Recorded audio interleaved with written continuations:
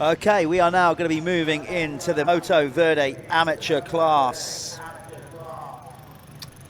We are just, I'm getting all the timing up together here, like from yesterday's results. There, here we go, finally found it.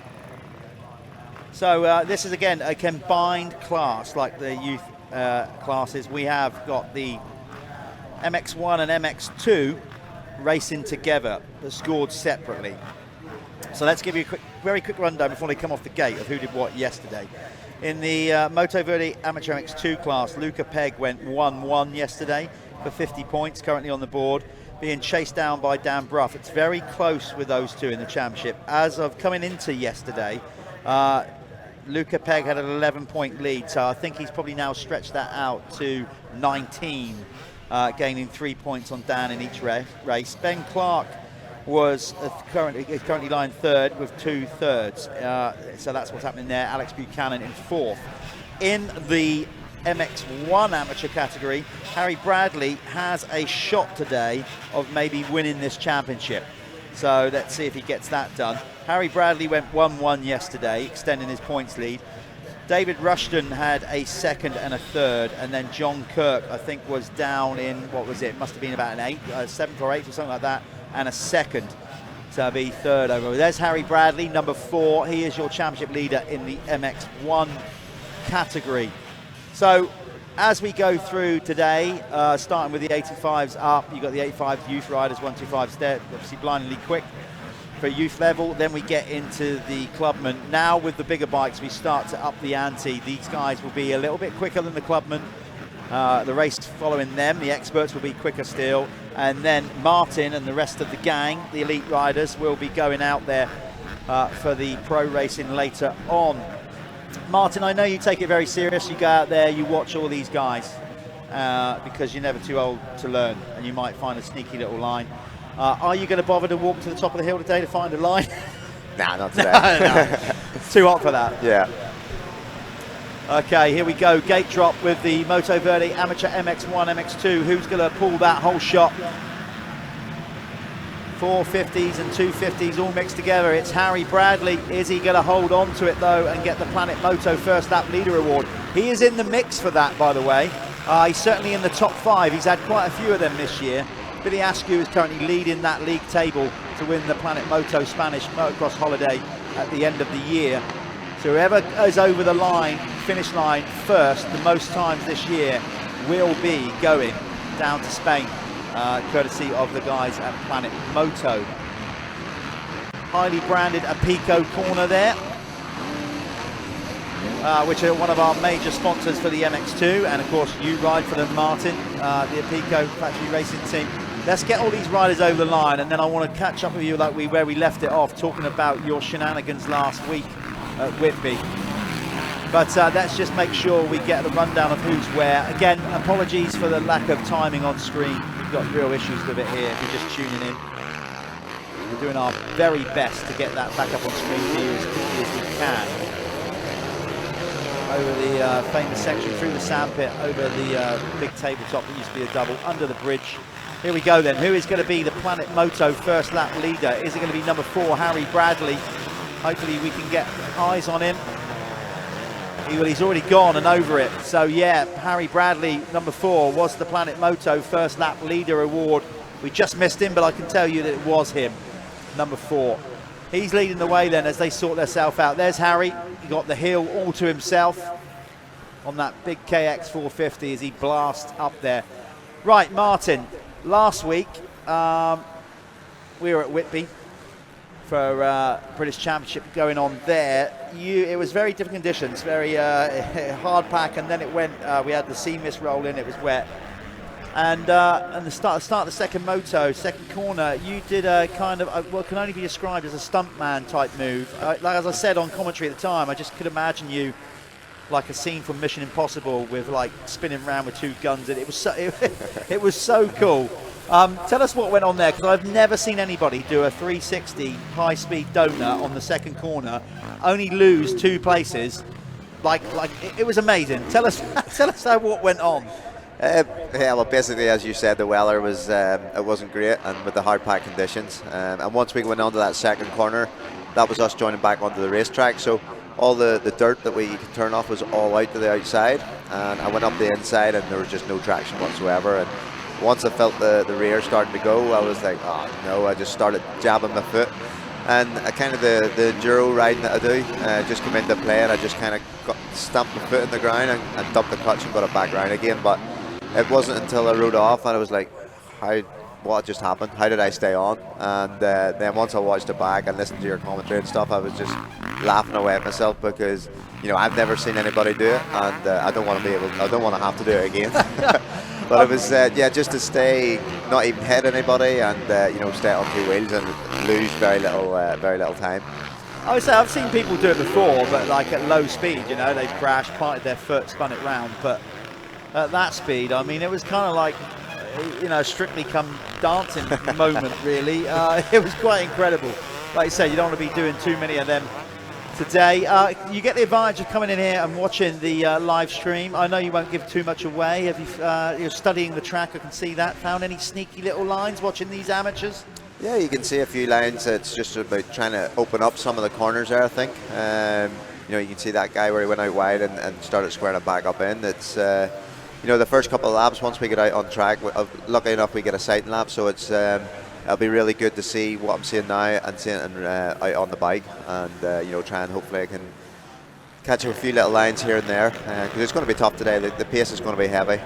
It's going to be a good start is required in the first couple of laps, staying clean and trying to push as much as we can at the start of the race to break clear. But yeah, I'm looking forward to it. As you said before, Hawkstone's one of my favourite tracks, so it's I'm hopefully I'll have a good day, although it's motocross and anything can happen, but we will definitely be giving it a good shot. Ask me this, Martin, when it comes to bike setup, do you have a base setting logged, a kind of rough thing coming into Hawkstone that, as a team or you as a rider, do you take notes and put down suspension settings, and so you've got a base to go to, or do you just play it by ear each time you come in? Yeah, well, luckily I've had Scott Garner from Planet Suspension do my suspension for 10 to 12 years now, so we have an awesome base setting, and it's one of them that I don't really need to worry about it. We come to a track, it's maybe a click here and a click there, but it's nothing serious whatsoever. I was kind of fortunate, my dad, he's obviously an ex-road racer, and once we came into motocross, he always taught me not to get too caught up in suspension where you're constantly chasing it, because the track's always changing. It's just about the rider being able to adapt and ride around that as the track goes on. Obviously you have your base set, but it's just being able to adapt to the track and ride around it, because you're never going to get that perfect set for a motocross track when it's constantly changing. So yeah, I've been lucky enough that way, and I have a real good base set there with Scott, and hopefully it'll all be good today. Yeah, well, you know what you're doing. You've been around here enough times. Let's get back to where you now can see, thankfully, we have, for the moment at least, I'm not going to be too happy about it yet. Let's hold our horses. But hopefully we have got the timing back and working, and it will stay like that for the rest of the day. So you can now see on your screen Harry Bradley. Not only did he get the whole shot and the Planet Moto first lap leader, he is still leading the way in the amateur MX1 class. In the MX2 category, Luca Pegg has now worked his way into second in the race, but he is the leading 250 rider. Then you've got John Kirk on a 450 in second, third in the race, but second in MX1. And then Dan Bruff is on there he is, coming down the hill, number 33 on that Ruts Racing machine. He is currently in fourth in the race, but second in the MX2. Now, you're wondering why do we do that? Well, because we've just got so many classes. To try and get it done here. So Clubman, we had so many people want to ride, so we separated the classes. But here, the amateur classes, we put the two capacities together. They're all equal standard rider in that sense. Some want to ride a 250, some want to ride a 450. So we get them all in together, but score them separately. Dan Bruff will need to get the hammer down, because Luca Pegg is getting away a little bit, not only in this race, but in the championship. Coming in, it was 11 points today.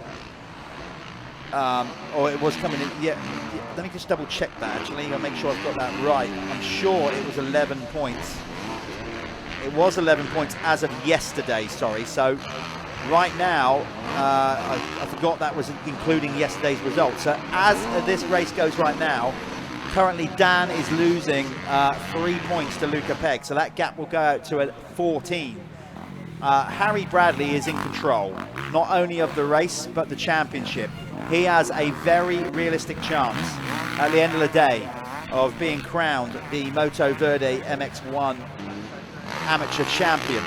We've got the gold plates ready. We apparently have got champagne ready. Champagne, not even Prosecco.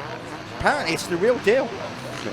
Yeah, so yeah, I know you'll be knocking some of that back. Go, we've got to get the rest of the broadcast done. Go steady. But yeah, you can see the track starting to rough up. No doubt about that, and it will get tougher as we go on throughout the day, particularly when the pro motos go out there. So, Martin, just recap. You'll probably know more than me. Save me looking through a bunch of paperwork. Where are you currently in the championship? Fourth. Okay. Fourth at the minute. Fourth or fifth. I think it's between me and John Adamson at the minute. Yeah. But obviously Tommy's not here today, so we could potentially jump up a little bit. But yeah, no, I'm looking forward to it. John's riding very well at the minute as well. So it's going to be a tough day, but it's not over till it's over. No, we said about you've had this this kind of mystery illness, which has obviously hampered your season. And you just openly said you want to be out there for at least another year, so you'll be 36 next year, still keep going, keeping the old bones moving, whatever. Without giving too much away, are you having ongoing conversations? Are you anywhere nearer working out what your future's going to be for next year? Well, we've had a few conversations, myself and Dylan, with my current team, Apico Husqvarna, so we'll see how things go. Obviously, it's not good out there at the minute trying to get sponsors on board. It's very difficult and stuff, so we'll see where we're at. He knows I'm keen to ride again and race, so we'll see where we're at. And just take it from there. Obviously, it's all down to results as well. We all the teams. I've run my own team, so I know how it works. Yeah. You know, you need the results to back that up.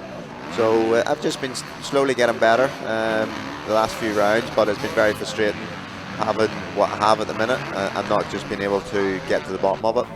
But as I say, it's life. We just have to deal with it and you know, try and get on with things as best we can. I've mentioned it to you before, I'll probably say it again, an unbelievable contingent of Northern Irish riders and Irish riders that come over.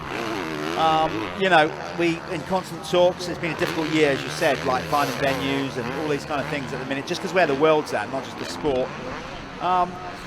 You know, obviously you get some good tracks in Scotland as well. Hopefully we'll be getting to either Northern Ireland or Scotland soon. If you had any preference of any tracks in either Northern Ireland or Scotland or Ireland, where would you like to see the series go to? You know, I think obviously we've just been unfortunate with Desert Martin. The pandemic, you know, you were booked in there a couple of years and it never got to happen. Unfortunately, there's no racing at Desert Martin at the minute, but hopefully if things change, you know, it'd be nice. I think from all the English riders, Welsh, Scottish, that haven't had a chance to ride Desert Martin, they were all busting to get over and try it, because you know they've talked to us guys, they've seen the videos and how good a track it is. You know, so it'd be cool to get over there and get me on bed for the night before a race. Yeah. But obviously there's a lot of good tracks up in Scotland as well. So yeah, it's healthy that way. It's just making it all happen, and just with the way the world is, it's never easy. No, it's not, but I can tell you and the viewers at home, it's something that certainly the crew here at the Michelin MX Nationals are constantly looking at, and we've just been scuppered really with the way the world's been the last couple of years. We will get there, either to Desert Martin, Northern Ireland or Scotland sometime soon, I'm sure of that. Okay, this is tightening up now then. This is a race for the race win of the race, not for championship. Because basically Harry Bradley is on a 450, Luca Pegg's on a 250, and he just, there, Martin, he's like, don't need the ag, I don't need to race you, I'm winning my class, you go on, you're going faster than me. As long as he stays ahead of John Kirk, he's happy. That was obvious, he gave that one up, wasn't he? He's just reading his race there, knowing that looking at the bigger picture with his championship chances of getting that all wrapped up. He doesn't need to get in a battle with an MX2 guy, so he just basically looked over, moved over, and you know, let him on by. With regards of Luca, that's good for him, because he's put, although they're not in the class, so he's not gaining points, but he's just put now 2 450 riders in between him and Dan Bruff, so Dan would have to like work really hard. It looks like he's going to make a move anytime soon, and right on cue, he makes the move past John Cook, carrying all the momentum around the outside on that 2-stroke there, Martin. Yeah, he read that well. You know, coming into the bomb hole, he opened up the track, got to the outside, and just carried that momentum. But he's probably seen the guy Peg getting into the lead, and he knows he needs to get a hurry on now to get by those 450 riders, especially before you get to this big hill where, you know, the old horsepower in the 450s would just you know, eat by him. So no, fair play to him. He's putting on a charge here at the closing stages, as you can see. He really is, isn't he? He's really pushing on there. Fair play, Dan, because Dan took some time out of racing. Yeah. I think Harry's just pulled over. Has he? Let him by. Yeah. Yeah. So it's going to be game on here now with the three front MX2 guys. This is a good call, Martin. Game on indeed, because Dan Bruff is sat there in second, knowing that the rider in front who he's racing for the championship is pulling 3 points on him. It's tight. Those two, there's only 11 points separating. Luca Pegg, the rider in the lead, is leading the championship. Dan Bruff wants to win it. So does Luca Pegg. We are obviously running out of races here as well at the Michelin MX Nationals. There's going to be 5 races to go after this one. And if he can get it down from 11 down to 8, that's better than it being 14. Yeah, definitely. You know, especially getting into that, you know, the last round, the 5 races on it. Yeah, the 5 races left now. So, you know, he knows every point counts, and it's all or bust now. It is. This is good stuff. Dan Bruff is absolutely on it. He has got the whole thing. He looks, to me, Martin, he looks like he's reached a point in the race where his fitness is good, but he's also riding good lines. Yeah. He's carrying a lot of momentum, and he is the rider on the move. He has closed in very quickly on Luca Pegg in front. But he nearly runs it off track there, lost a few tenths there. Not much though, he kept it lit. He just kept it going. He kept it going. So yeah, so now it's Luca Pegg. He's got the pressure. He's the one that's dealing with that, and he'll be getting the pit board signal here come by the mechanics to say that, you know, Dan's right on him. So it's you know, the last few laps is going to be interesting here. Yeah, it is. There's no doubt about it. Luca Pegg is now under the cosh, and there's going to be, what are their lap times they're doing? Well, by my reckoning, that's going to be, they might just miss it next lap around. It might be a 3-lapper. I reckon it is, because the times they're turning, 2:19, and there was 2:30, 9 on the left on the clock there. So it's still, the clock will still not be run down. Look at Dan Bruff. See him tuck his head. He's getting all that roost. There are a few sandstones up that hill and whatever, and they flick, but the worst thing is you're actually lower than you normally would be than the rear wheel. Yeah. So you are, he's going for it. He's running it straight in there. No time wasted from Dan Bruff. He is carrying all the momentum on that Ruts racing machine, and we've got a new race leader. Let's see what Luca Pegg can fight back, because here, no, that's 3 points swinging back towards Dan Bruff. He'll still lead the championship, but his lead will go from 11 to 8. Oh, game on. We've got a race. Yeah, maybe it's in his game plan. Maybe he wants to, you know, Dan to have that pressure for a couple of laps just to see where he's at, and because he knows he's pulled in, so he must be faster in some part of the track. So he's maybe, you know, got his head switched on here just to see what he's doing, and then try and make a punch in the last lap again. There's a lot of people that wouldn't really understand that, the tactics of it. They'd say, you know, like, well, why would you deliberately give up the lead, you know? Like, in car racing, you don't see too many of people doing that. If you've got track position, you want to hold it. But in Motocross, it's a tactic that's used quite often, isn't it? Like, if you feel, you kind of like, okay, this guy's caught me. As long as you feel you've got stuff left in the tank, like, let him go by, see where he's going, pick up in his lines, and then turn the screw on him. Yeah. Definitely, you know, you put him under the pressure. Maybe he just needs a little break. Oh, Luca! Oh, that could be good night Vienna. Yeah. He's just about saved it. Yeah, so maybe he just needed that little breather. Yeah. But now obviously he's made that mistake. He's got to push on now, because he'll be coming around. Well, it'll be 2 laps to go. We've got yellow there, not a waved yellow, but a kind of double yellow. Now the ruling with that is, if it's a waved yellow, it's got to be a significant reduction in speed. Static yellow, you've got to show caution. You don't have to slow down so much. But I have to say, those two obeyed the flags really well there, because they wasn't even waved and they slowed right down. They slowed right down, yeah. So it's good work from those two. There you can see John Kirk has now gone past Harry Bradley. So Callum is going to go and grab, we're kind of getting out of sync, it doesn't matter, whoever talks to him, and Harry's his mate anyway, but he might not win it. John Kirk's leading it. Dan Brough is going to be, if he keeps it on two wheels, is going to be joining Callum in the winner's circle. He's had a good lap there, because Luca Pegg, for those of you that are here at the venue, you wouldn't have seen it. He had a big rear end breakaway spin out just on the corner past what used to be the big rolling whoop section, and that has allowed Dan Brough, along with Dan, turning quicker lap times as well. It looks like he's got it in check here, Martin, doesn't it? Yeah, as long as he, obviously they'll be coming up to the lappers and stuff now as well, so as long as he reads that and, keeps that momentum going, I think he should have it pretty much showed up, because the last 4 or 5 laps of that race, he's really stepped it up, and his lap times have been good and consistent, and, that was good enough. I think it's once he's seen Luca Pegg going into the lead, he really put the hammer down to get by those 2 450 guys to, run it into Luca and snatch that win away. So it's it's all to play for. A lap and a half to go here. It's all down to Luca now, whether he has a last bit of a charge to close him back in. But on the looks of things, he's opened it up even further now. So maybe Luca's just going to play it safe and give it a go in the race later on today. I've got to say, Dan, obviously, as he's worked his way back after having time off, he's worked his way up to fitness, and genuinely is looking really good. Yeah, like just getting the flow, like his rider position's in a good place. He's up on the pegs, he's letting it all happen. Choosing some pretty good lines here, and he looks strong and fit. So and he's just checking where Luca Pegg is. Listen, either way, if he gets this down to 8 points with 5 races to go, mathematically to win this championship, obviously, when you come out of here at the weekend, you need to be 100 points ahead or more. Well, that's not going to happen. So this championship between these two is definitely going to go down to the wire, I think, the final race of the year. Barry's getting ready there, 1 lap board is out. So John Kirk is now leading the Moto Verde Amateur MX1 class. I don't think Harry Bradley's too worried about that, because he had over 100-point lead. He just, Yeah.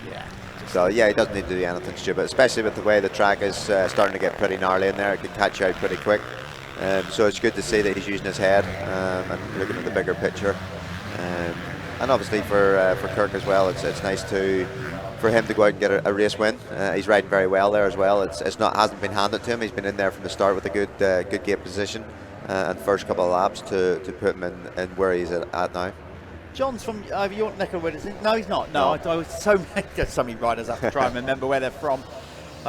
Quickly off the top of my head, no, John's not from Northern Ireland. But you guys have got, you've got such a load of you that race over there, as we mentioned before. We've touched on it as well a little bit, but it just seems to be a more appetite for motorcycling in general in Northern Ireland. You've got the Northwest, Yeah, we're all petrol heads over there. Yeah. We love it, and we've produced so many good riders over the years. Jonathan Ray, World Superbikes, Gordon Crocker, Graham Irvin, and now you see the likes of young Cole McCulloch, Lennox Dickinson, Charlie Irvin. They're all searching and going to try and make it a motocross racing. So it's healthy there at the minute. It's good to see. Very quickly before Dan crosses the line, if he keeps on 2 wheels, tell me more about Lennox, because he came over last year in the 85s, and then we didn't see him again. It was his one appearance, yeah, and he's kind of done a similar thing this year. The kid's got some serious speed. He's riding very well. He was on a 125 earlier on in the year, but he was having a lot of problems with it, so that's why he jumped on the 250F. But obviously, because he was too young to race it, he's only just turned 14 2 weeks ago. So to be running at that pace, and as I was saying to him, he hasn't raced all year, so he doesn't have the race pace, but to be what he's doing there this weekend is very, very impressive. It is. There is a well-earned race win, and he'll be happy with that, getting 3 points back after losing 6 yesterday to Luca Pegg. He's now got 3 back. So let's go to a ad break, and then when we're done, Callum is taking this one, and we'll be talking to the race winner, Dan Bruff. Martin, thanks for joining us. He's going to go and get ready for his pro race. We're going to throw to an advert and come back anytime soon with Callum.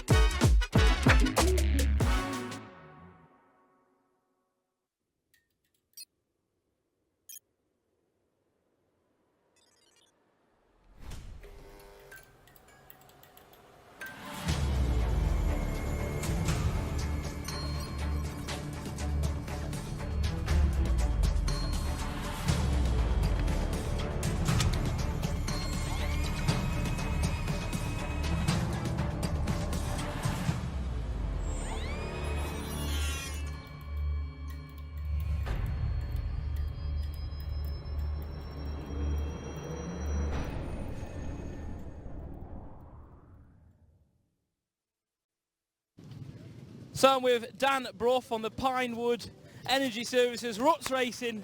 What is it, Husqvarna? Husky, mate, yeah, we're on a Husky. So how was that, mate? You look absolutely exhausted. I am. I don't know why at the start of the races I really struggled to get going. And it's because you're old, mate. I'm getting older.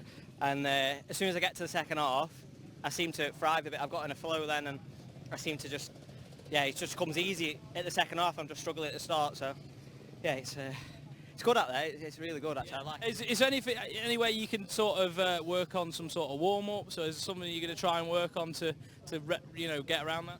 I just don't ride enough. I think it's just time on the bike and having the balls to go that aggressive at the start of the race. I think some of the younger lads, you can see they pull away at the start and then you just reel them back in slowly, and I'm just not willing to take them risks anymore. He's too busy on the roofs of houses fitting solar panels. If anyone needs solar panels, Dan's your man. Pinewood Energy Services. Well done, mate. Hopefully you can get back up here in the next race, get yourself hydrated and ready for the next one. No worries.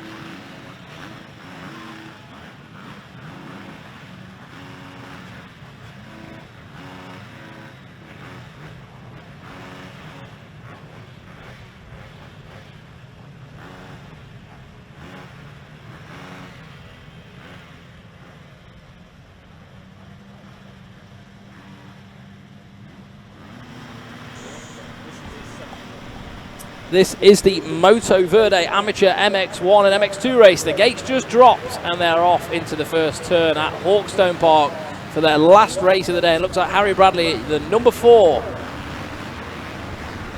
on the Kawasaki, has got the start. And he is going for the championship. I think if we've got our maths right, which earlier on I certainly didn't. He's, oh, I've lost the paperwork now. Anyway, he's got a chance. Yeah, I think he could do it, providing he wins or whatever. Basically, he's got to end up 100 points in the lead of the or over when this race is finished to get that job done. So Harry Bradley on the scaffolding by design. Kawasaki, number 4, is out lead at the minute and doing exactly what he needs to do, and that's win this race, this final race around Hawkstone Park. Look how rough the track's getting. This is the toughest part of the circuit where they're going through now. It gets so chopped out. You can see the bikes are all unsettled. Oh, come into the... We nearly had a rider down. Who was that? On the white bike there, just trying to get my eyes on the numbers. Didn't quite get it. Well, Harry Bradley was 101 points ahead coming in today over Billy Wynn.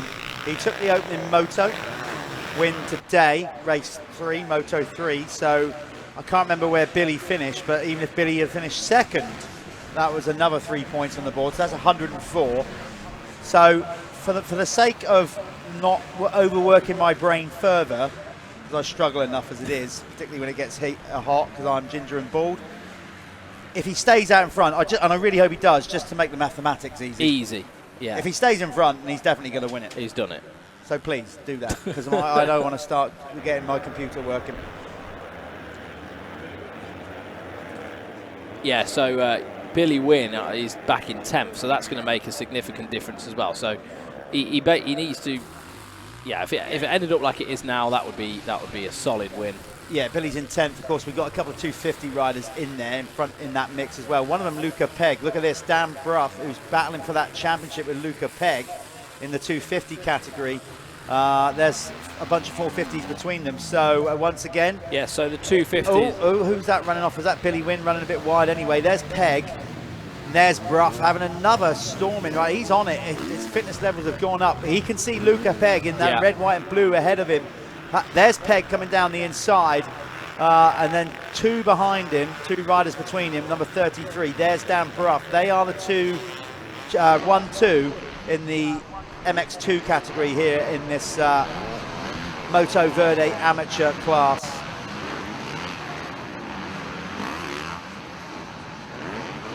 So just trying to look here. I think the guy that made that big mistake on the first lap into the bomb hole was Joshua McCorkle. So he's on the white bike there with the white kit. Luca Pegg just going up the inside of him. Luca Pegg obviously on a 250F. McCorkle on a 450. So they're not directly racing each other. No. But there's Luca Pegg. Luca Pegg looking really good actually. He's strong, isn't he? He's a fit kid. And they're good in the stand. Remember the Fat Cat beginning of the year? They had a good dice up. Which you called it, who was he racing? It was for the Battle of Nuneaton or something you called it, remember? Yeah, Way back at round 1. Remember now. But it was a good race. Battle of Tamworth. It was Harry. Yeah, it was Harry. Yeah, it was the Tamworth-Arian Championship. Massive. Yeah, but he's not racing Harry now. Obviously, Harry is out front on the MX1 machine leading the way and looking good to get this championship done. If Harry does do it, you can have the honour, he's your mate. Yeah, you can really let him have it. I'm going to let him have it. Let him have it with the champagne. Give him all you got. I'm going to drown him. Yeah. So as they go up the hill, there's John Kirk, the horsepower, famous horsepower hill of Hawkstone. Can't imagine bikes, proper old scramble bikes in the day. Could you imagine going up there? BSA 500 back in 1957. I bet it sounded incredible. 1 inch of travel. It's coming down what I'd be more worried about, if I'm honest. Yeah. I think if you've got over 30 horsepower, you're getting up there all right. It's coming down with no suspension. That's well, that's how they started here by all accounts. It was hill climb, wasn't it? Hill climbs. Yeah. So. And then they thought, well, what are we going to do with the rest of the track? Yeah. Might as well use it, haven't we? This land here. And then Hawkstone Park was built. Yeah, and they've used it to wonderful effect. There is the 807 Tamworth-Arian Luca Pegg. That thing, Tamworth-Arian. Tamworth, it is now. Tamworth-Denarian. I don't know. I'm just making stuff. I get tired and start being silly, don't I? Well, it's better than being tired and starting swearing anyway. So that's happened before. We'll not do that. I'm banned from having a beer now on live streams. Yeah, that is the difference with this free-to-view live stream. We pretty much go all day with the live stream. Obviously, some like World GP. There's breaks in between. There's races. Malin gets to eat is nice. Bit of salmon in between. Not us. We're all the way through, and for me to not swear for this amount of time is that's worth money in itself, trust me. My missus doesn't know how I do it. You're getting better at both accord.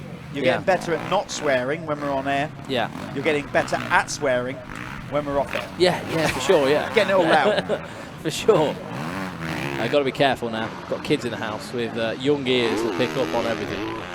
But Harry Bradley is doing well in this one, as in making it light work, doing what you've got to do to win a championship. There's many ways of winning it. The best way to do it is to get a whole shot, get out of trouble, eliminate anything going wrong.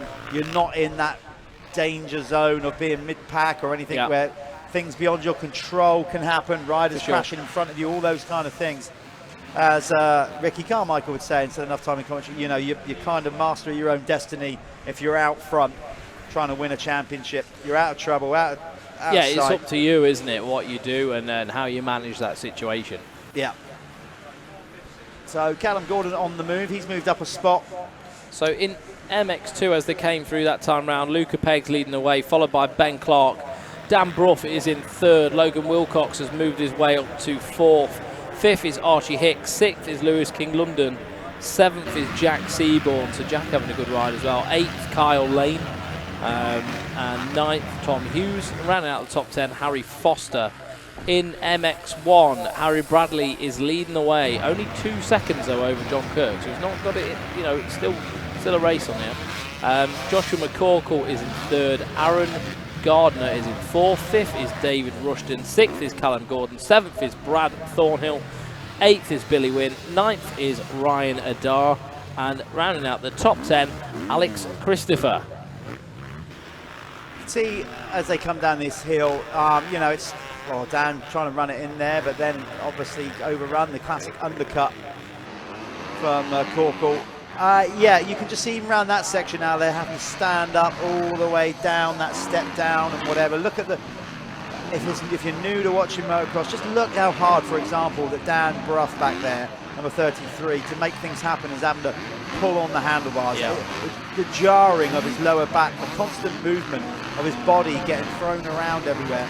You know, and he's been riding really good today, and fluid and smooth, and smoothing the track out. So that's a rider that's riding really good. And you can always just see how much energy goes through the body, through the upper body. Dan Brough's had major surgery to his back and stuff as well. So I imagine it's quite difficult here in the track to get like this. You're bound to be carrying weaknesses, aren't you, and things like that. And it's hard to carry yourself through injuries like that. But I know he had a severely broken back. He was out of the sport for 6 years, because he used to be a pro rider, you know, back in the day, and he's sort of took it back on and got the challenge back, and he's enjoying riding, you know? Loving it, absolutely love it. McCorkle is even made you a sandwich. He did make it. Unfortunately, I haven't had a chance to eat one side of it. McCorkle is not making it easy for him though. No. Dan is obviously on a 250. I think McCorkle's on a 450, which is not. But Dan just wants to get up there and challenge Luca Pegg. But right now, for sure. He's finally got past him, hasn't he? Yeah, he has. It was Wilcox he was racing with, sorry, not McCorkle. He's now finally got past Logan. He's got Ben Clark now in front of him, John Kirk. He did it in the first race. We spoke to him after that first race today, and he just said, I don't know what happened. Got midway through the race, and I just sort of felt good. Yeah. And that was it. Stormed to the front. I think he was tired. He was tired for sure, and it took it out of him, but I think he just got a real good flow with the track. I think Dan's experience helped him out, you know, when it comes to this. Yeah, he's a bit of an older guy. Like he says, it takes him a few, you know, like a while to get going. And that annoys him. It frustrates him that it takes him half the race to sort of get going. But I think that is, you know, that's what happens when you get a bit older and a bit wiser, and that's just life. It is. You slow down a bit. I still didn't get that right. Sorry, we're getting fatigued. Should have known better. It's actually Ben Clark that he's racing with, and Ben is just, Dan is, I can tell Dan is like, oh, just like, if I could just clear this guy. Yeah, just go away. You know, just come on, you're filling me with roosh. I'm trying to catch up that other 250. Looks like we've got a Suzuki in the mix as well. I think Logan Wilcox is there. He's just behind Dan. That pleases you, doesn't it? Oh, very much so. I love a Suzuki. So Logan Wilcox on the Wolf Sport Suzuki. Look, putting it in. Goes past Dan, so Dan's even more frustrated now. He's like, this kid's looking good. Logan Wilcox, he's obviously fit, whatever he's doing, and he's passed the 277 of Ben Clark as well. So he's had what's gone on there? Well, he made a mistake, and now Dan's got back for it. Great race going on between John Kirk, Ben Clark, Dan Brock, Logan Wilcox. There they are, all on the screen. I thought he had a 2-for-1 special there, but he didn't quite get it done. So, yeah, Logan Wilcox doing it for Suzuki. Big shout out to Gary Pottinger, who puts that team together. I know he tries real hard to put a good program together for those guys. That's the Meredith team right over there. Yep. Yeah. Is it? Yeah. Yeah, Gary, been obviously with those guys for a long time. Yeah, Wolf Sport Suzuki. So there you go. As he's looking across. As Dan tears back at him on that 252 stroke. Well, just brilliant racing. Do you know, real good. I'm excited for this one. It's actually got me out of my seat. I say it every broadcast, but just motocross is just the sport of kings. It is, you're all in with it. You've got to be so sport committed. Of kings. It is. You've got to be, you've got to have that stature. You've got to be like dedicated, all those things. Like, it's not the sport of kings, obviously, in regards of the finances, like golf or tennis or anything like that. In that sense, what I mean is the gratification of knowing that you've done it and the challenge ahead. It's any sport is amazing and takes 100% dedication to get to the very top. I'm not knocking that. What I'm saying is motocross has so many things that throws your way beyond your control, mechanical sport. So many incidents can happen, so much luck involved with injuries. When things go wrong, they can go spectacularly wrong. And so in that sense, when you get out there and you're doing the winning, you're a king. That's what I'm getting at. John Kirk is coming under pressure now from the Suzuki, which will please Callum immensely. And look at this three-way battle. That's brilliant. It's not just... That is brilliant. Look at that. Right, no. It's not just the Suzuki. I think he's a good kid, and it's nice to see Logan, getting out there and doing it. Yeah, it is good. I will say at the same time, Ben Clark is just having none of it. He fended off Dan Brough. Dan's now dropped off. He's now getting challenged by Logan, obviously, and whatever, and he's not yielding or letting Logan went through. Super wide then. Look, but he's got this good line here. That's working for Ben Clark as you go. Look, as he blows past. Keeping the momentum up, Callum. We're at that stage of the day.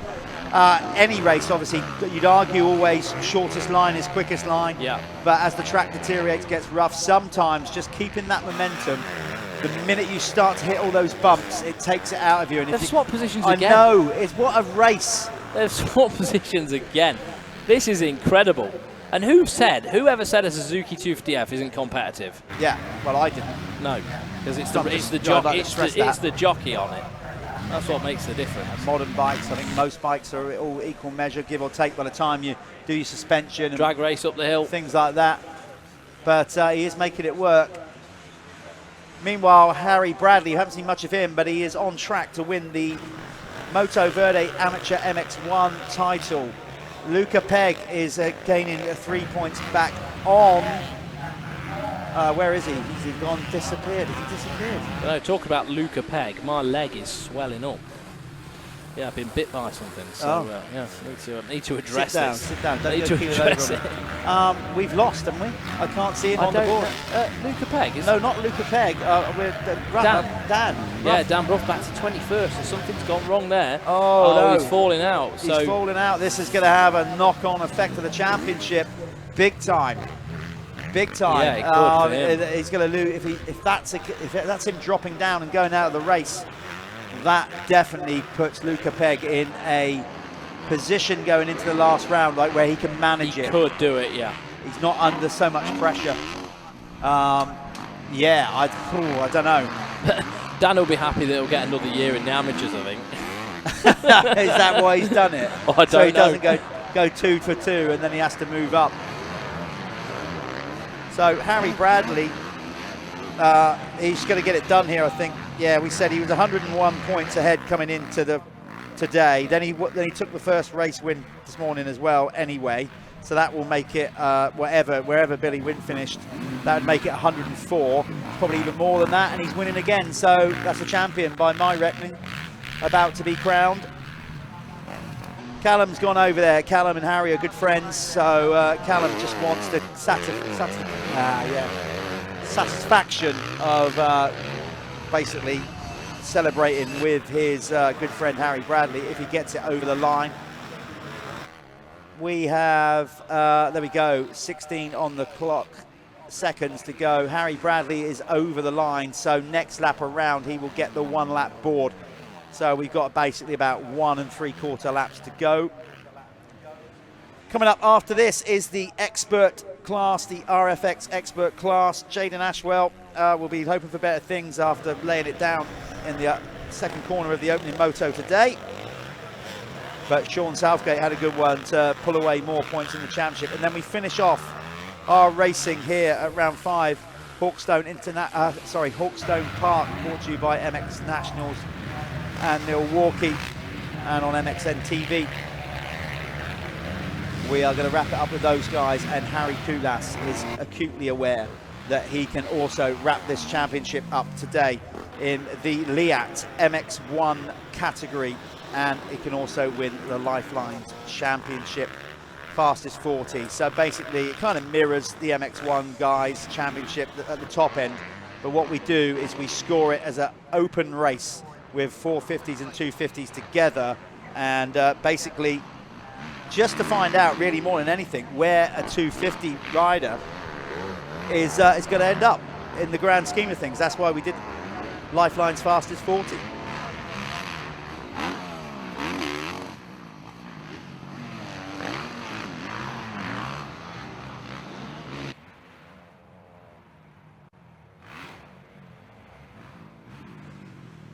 So here's Harry. He knows exactly where he's at in the race, what he's doing. He has 1 lap to go when he comes round next time around.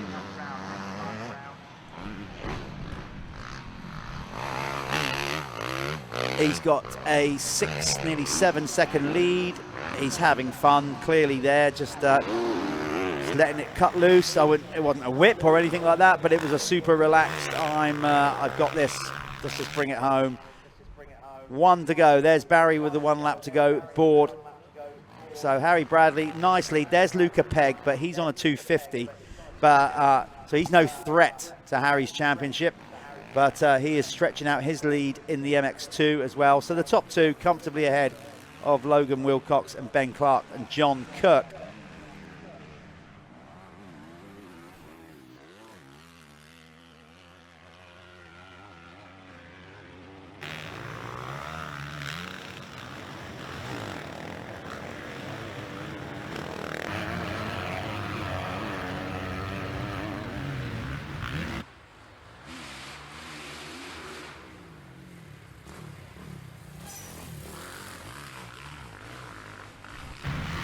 Harry has put together a good season, strong and consistent, big guy on that KX 450, easy to spot in a lot of races actually because he wears that red O'Neill kit quite often. Great for us. And the big number 4 always looks cool, doesn't it? You know, we've seen a big number 4 win plenty of races in our lifetime with Ricky Carmichael, so Harry Bradley, not quite as many race wins as Carmichael. Fair to say, all championships, but he's on track to win a championship that will mean a lot to him here, the Moto Verde Amateur MX1 title. So we are going to stick with him, you know, give him his crowning glory, his moment of glory. If he keeps on 2 wheels, I should shut up really, such as the curse. It's impossible, isn't it? Like, we're going to stick with him because he deserves the airtime. I almost feel like I should just stop talking because I might mess it up for him. But he knows what he's working with here. He has slowed down considerably. He's definitely not in a position. The only thing with that sometimes is not slowing down so much that you mentally switch off. But I don't think he will. Harry's got some good experience here. As you can see, just gently easing it out of the sandpit. There's a little thank you very much. This is, you know, just shaking out a little kind of gesture to himself that he's worked hard for this championship. He's getting a ripple of applause as he comes over. Here it is, your champion in the Moto Verde Amateur MX1 class this year. It's Harry Bradley. We're going to go to an advert, and then Callum will be down there with his mates having a good old time of it.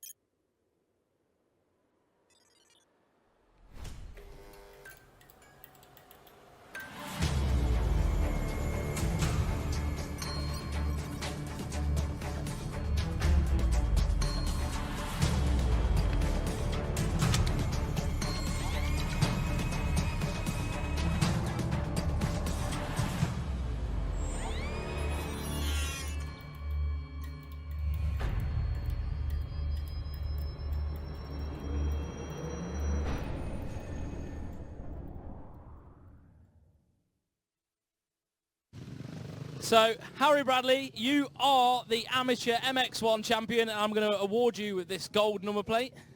And just 1 second, you just hang on there a second, mate.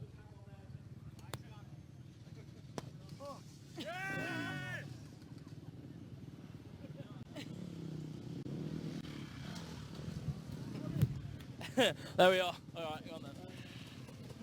Beautiful. Oh, well, was that professional? I don't know. Yeah. There we are. Harry Bradley is the MX1 Championship winner. Well done.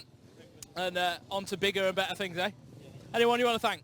I've got a lot of people to thank, but everyone that supports me week in, week out. Obviously, I'm not any professional, but I do my best to help our local shops and get a lot of good, cheap and free stuff. So I appreciate it. Everyone that helps me, my girlfriend, my family. My mum's probably watching in Singapore because I haven't won anything like this since about 2009. So, yeah, no, really happy. Well done, mate. And, yeah, we'll see you next year, yeah? There we are. Harry Bradley, everybody.